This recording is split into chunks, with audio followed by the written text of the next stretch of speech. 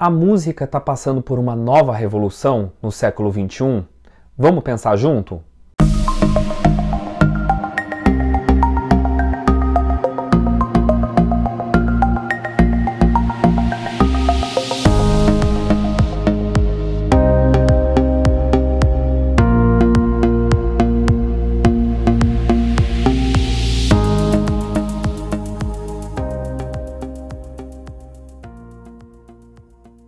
Pensa comigo, nenhum campo da cultura sofreu tanto com a chegada da internet quanto a música. O teatro, a natureza do teatro é ao vivo. Você não compra um DVD de peça de teatro, já até teve isso no Brasil e no mundo, mas não é a mesma coisa. Então o teatro sempre vai existir, independente da internet, porque é o prazer de ver uma atuação maravilhosa com um texto magnífico ao vivo. A literatura sofreu também, não tenho dúvidas nenhuma, né, com a questão do download e a ideia muito comum de gente desavisada de que você pode ter obras literárias, acadêmicas, de graça como PDF no seu computador. Nada mais equivocado, mas isso, espero, esteja acabando porque as pessoas estão se conscientizando de que a qualidade da produção literária vai despencar se você não remunerar os escritores, e eu estou falando sim por causa própria. Mas a música foi a que mais sofreu. Por quê?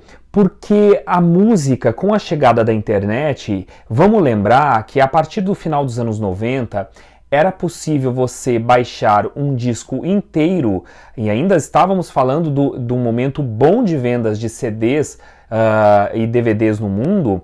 Era possível, mesmo com uma internet muito ruim como a brasileira era naquele momento, não que ela seja boa hoje, era possível baixar um CD inteiro em uma questão de meia hora, uma hora. Com a velocidade de hoje em grandes capitais, você baixa em questão de minutos. Portanto, o acesso era muito mais fácil a partir do final dos anos 90. E especialmente com sites piratas como The Pirate Bay e o sistema de download como o uTorrent. E isso foi um desastre para a indústria fonográfica, porque a grande parte da rentabilidade e o que tornou as indústrias, as gravadoras milionárias, bilionárias no mundo, era a venda de CDs ou de DVDs de shows. Porque, veja, não eram baratos, nunca foram. E você consegue irrigar esse produto para o planeta inteiro e ser vendido de forma individual. Só que com a chegada da internet, esses mesmos indivíduos estão baixando gratuitamente todas as músicas.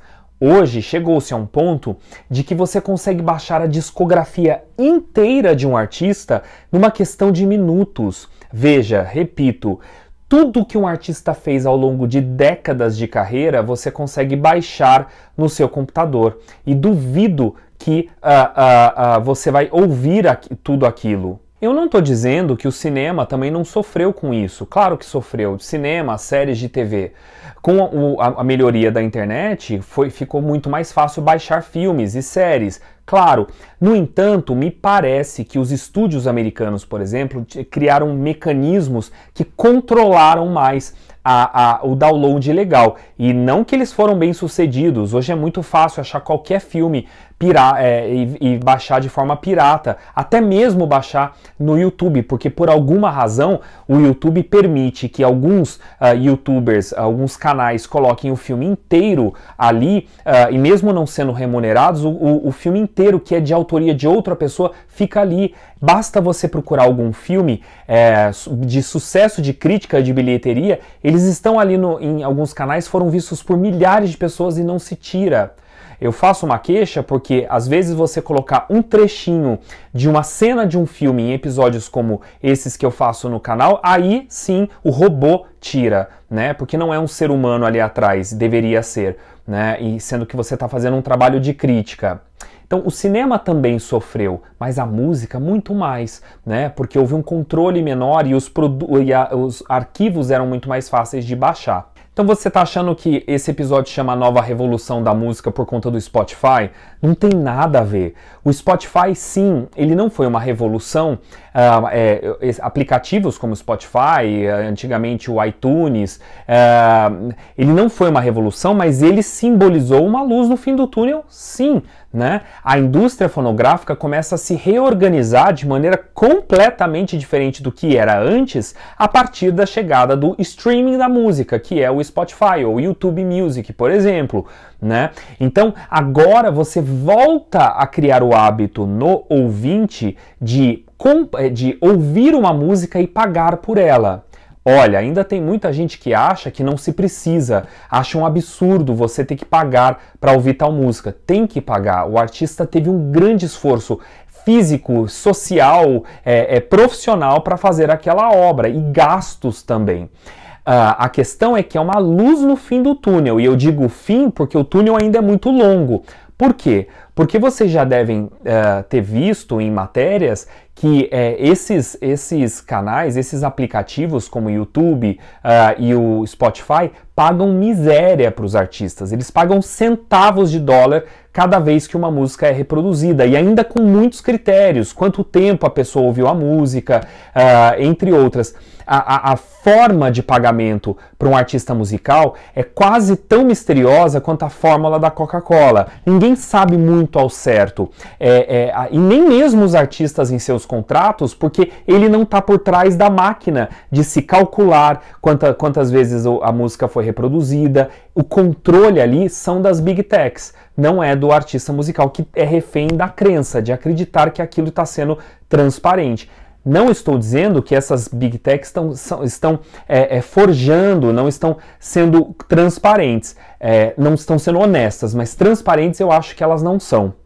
No entanto, mesmo pagando centavos de dólar, é uma luz no fim do túnel, é evidente, mas essa não é a revolução que eu estou falando hoje no episódio. A revolução não é o surgimento do Spotify, mas está passando pelo Spotify. Quer ver? Se antes uma banda ou um artista levava até 2 anos ou mais para ter retorno por meio das gravadoras, que investiam não apenas no disco, mas na distribuição, mas também em caríssimos equipamentos de gravação, de estúdios, agora o jogo se inverteu. Com apenas 17 anos, o funkeiro MC Niak, ele gravou 2 músicas com pouquíssimos recursos e acabou emplacando elas no topo das mais ouvidas no Spotify. E ele gravou com poucos recursos em casa e acabou ganhando um contrato depois com a Warner Music. É importante lembrar que Billie Eilish gravou um disco aos 18 anos com a ajuda do irmão e levou o Grammy. O que isso quer dizer? Quer dizer que, com a chegada do digital, isso forçou esses artistas, essas gravadoras, a enxugar os seus custos. Só que os equipamentos de um estúdio de gravação são caros.